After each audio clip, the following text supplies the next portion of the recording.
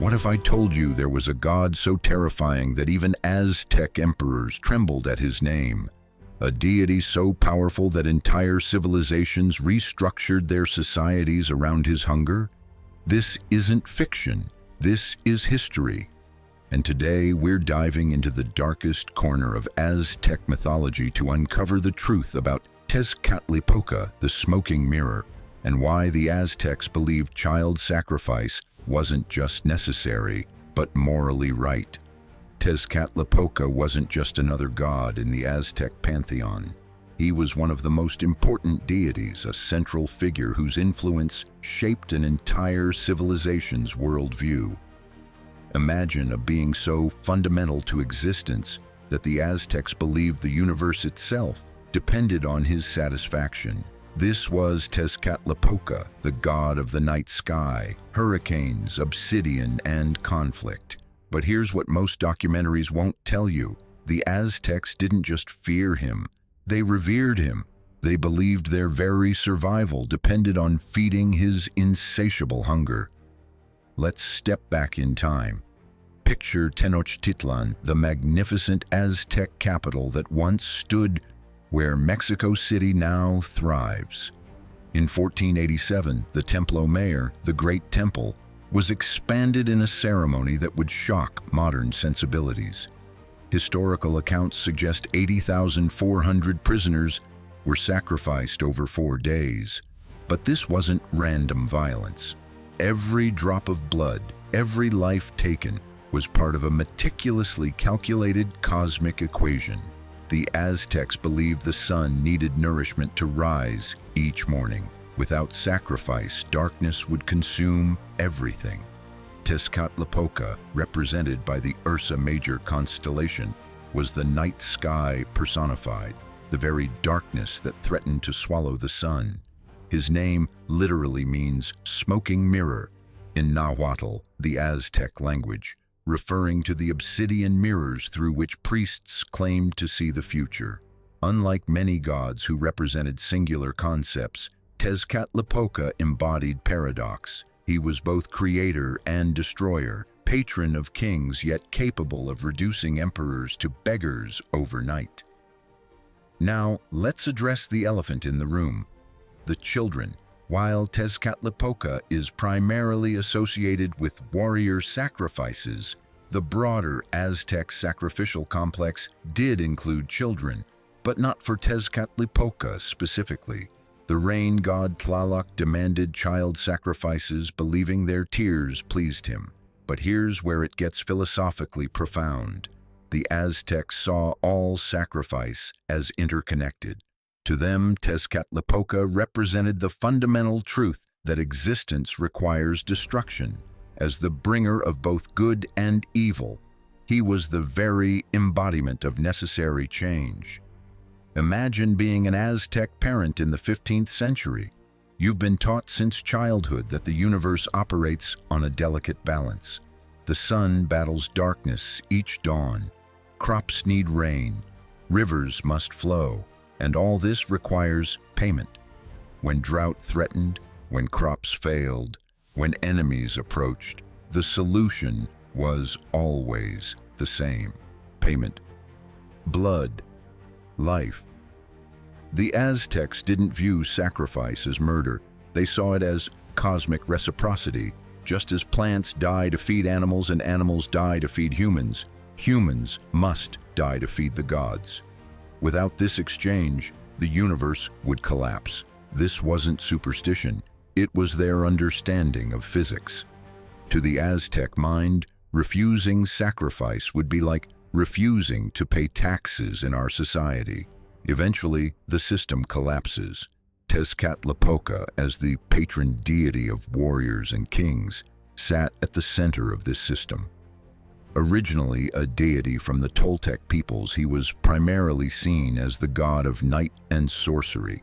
He was believed to be a prolific shapeshifter, more often transforming into a jaguar, his spotted skin and fur representing the starry night sky. This ability to transform made him uniquely terrifying. He could be anyone, anywhere, watching your every move. Let me tell you a story the Aztecs would whisper around firelight. When the world was young, the gods gathered to create the fifth sun, the current era. But the sun wouldn't move. It hung motionless in the sky. The god Nanahuatzin sacrificed himself by leaping into fire, becoming the sun. But it remained still. Then Tezcatlipoca, in his infinite power, threw himself after Nanahuatzin. His sacrifice gave the sun the power to move across the sky, but his descent into the underworld transformed him. He became the night, the darkness that follows the sun, and from that moment the cosmic bargain was set. Life for life, death for movement, sacrifice for existence. This is why the Aztecs believed Tezcatlipoca ate children in a metaphorical sense, not because he literally consumed them, but because the cosmic order he represented demanded their sacrifice. And they believed this wasn't evil, it was necessary. Without it, the sun wouldn't rise. Without it, rain wouldn't fall. Without it, civilization would end. The Spanish conquistadors were horrified by Aztec sacrifices, but they missed the philosophical depth. To the Aztecs, sacrifice wasn't about cruelty, it was about responsibility. Just as we today accept that some must serve in the military to protect our way of life, the Aztecs accepted that some must feed the gods to protect cosmic order. To them, refusing sacrifice would be the true moral failing. Tezcatlipoca's mirror wasn't just a symbol, it was a philosophical tool. The smoking mirror represented self-knowledge. To look into it was to see your own mortality, your place in the cosmic order. The Aztecs believed Tezcatlipoca could see everything through these mirrors, making deception impossible. This is why kings trembled before him. He wasn't just a god of sacrifice, he was a god of truth. Here's what most historians won't admit.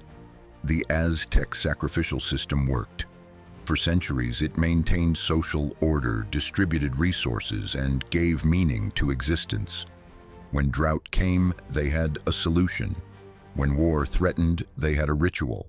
When children died, as many did in pre-modern societies, they had an explanation. This wasn't primitive thinking, it was a sophisticated response to existential uncertainty. But let's get specific about the children. While Tezcatlipoca wasn't the primary recipient of child sacrifices, that was Tlaloc, he represented the broader principle that made such sacrifices necessary. The Aztecs believed the universe operated on a principle of debt. The gods had sacrificed themselves to create the world, so humans owed them a debt that could only be repaid in blood. Children, being pure and innocent, were especially valuable currency in this cosmic economy. This brings us to the most controversial part of our story: why the Aztecs believed this was right. Modern audiences recoil at the idea of child sacrifice, but consider this. In our society, we accept that soldiers must die to protect our way of life. We accept that medical research requires animal testing. We accept that progress sometimes demands sacrifice. The Aztecs simply extended this principle to the cosmic level. To them, refusing to sacrifice children during drought would be like refusing to deploy troops during invasion, morally indefensible. They weren't monsters.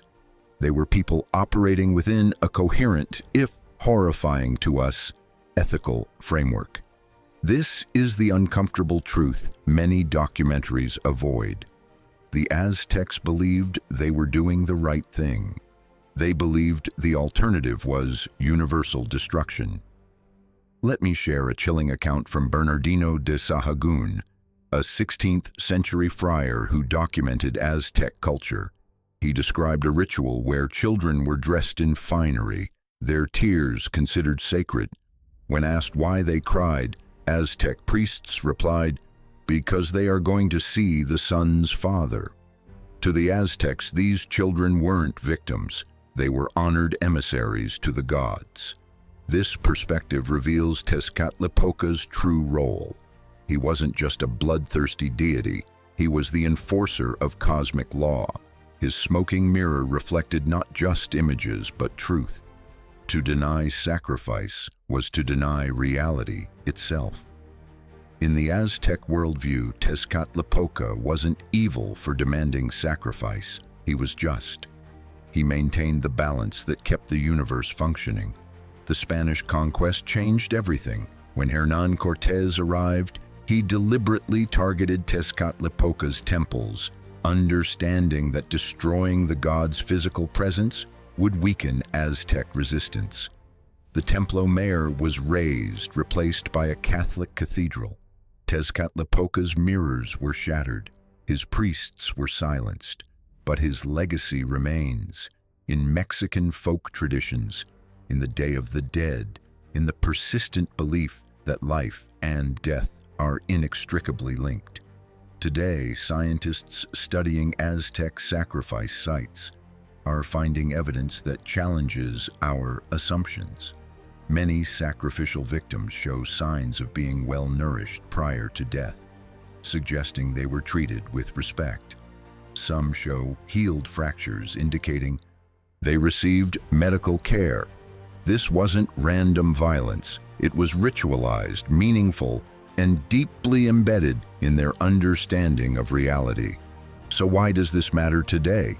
Because Tezcatlipoca represents a fundamental truth about human nature. We all create meaning through sacrifice. We sacrifice time for careers, comfort for relationships, safety for adventure. The Aztecs simply made this principle explicit and cosmic. Tezcatlipoca's smoking mirror reflects our own modern sacrifices, visible to those willing to look. The Aztecs believed Tezcatlipoca walked among them in disguise, testing their morality. Today, we might say the same about our own ethical choices.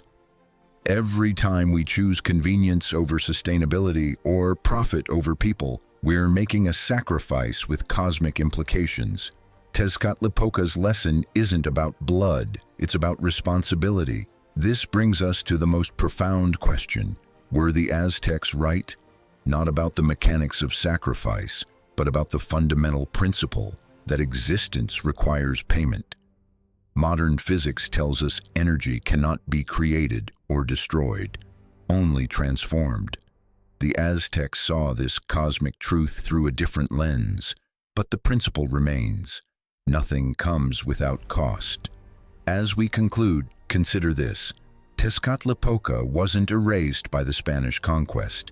His essence lives on in our understanding that life demands sacrifice. The real question isn't whether the Aztecs were right to sacrifice children.